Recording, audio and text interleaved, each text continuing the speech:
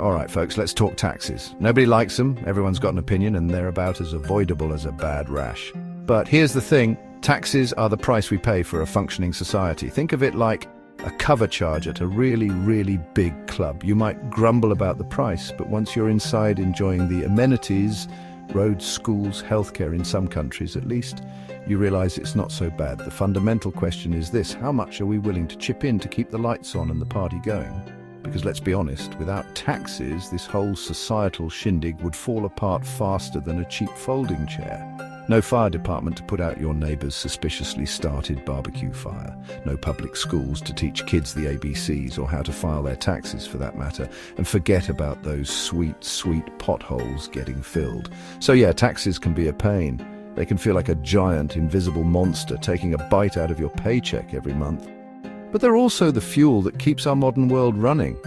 It's all about finding that sweet spot, that delicate balance between individual burden and collective benefit. And that, my friends, is where things get really interesting. Let's rewind the clock a bit. Back to the days of powdered wigs and declarations of independence. See, the whole concept of taxation is deeply rooted in this thing called the social contract. Basically, it's the idea that we, as individuals, agree to give up some of our freedoms and resources to a governing body in exchange for their protection and the provision of essential services. Think of it like this: you move into a swanky new apartment building with a shared pool and a gym. You pay your rent, your taxes, and in return, you get to enjoy the perks of communal living.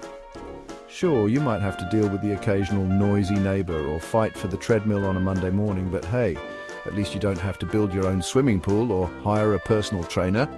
This social contract, this grand bargain between the rulers and the ruled, is the bedrock of modern civilization.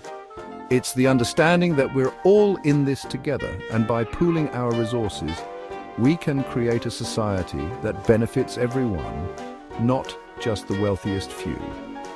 Of course, the details of this contract, how much we contribute, what services we receive, are constantly being negotiated and renegotiated.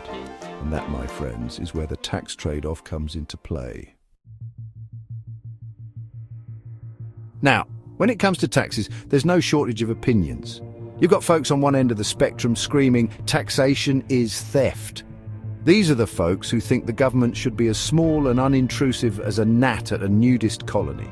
They view every tax dollar as a personal affront, a direct assault on their hard-earned cash. Then you've got the other side, waving pitchforks and chanting, "Tax the rich." They believe the wealthy should bear a greater share of the burden, arguing that those who benefit most from society should contribute the most to its upkeep. And then, of course, you've got everyone in between, trying to navigate this fiscal minefield with a mixture of pragmatism and self-interest. Some folks are perfectly content with their current tax burden, happy with the services they receive in return. Others are constantly clamoring for lower taxes, convinced that their money would be better spent elsewhere, like on a new jet ski or a lifetime supply of artisanal cheese, presumably. The truth is, there's no one-size-fits-all answer when it comes to the right level of taxation.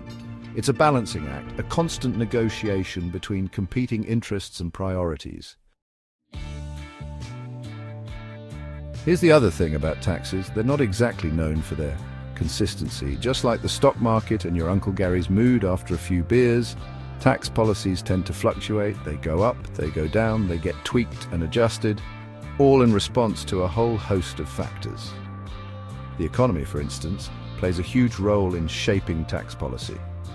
When times are good, when the money's flowing like champagne at a Gatsby party, governments might be more inclined to lower taxes, stimulating spending and keeping the good times rolling.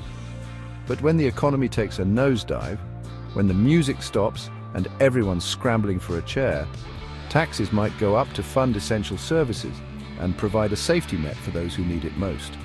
Then there's the political climate to consider.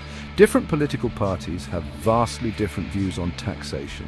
Some favor lower taxes and a more hands-off approach to governance, while others believe in a more robust social safety net and are willing to raise taxes to fund it.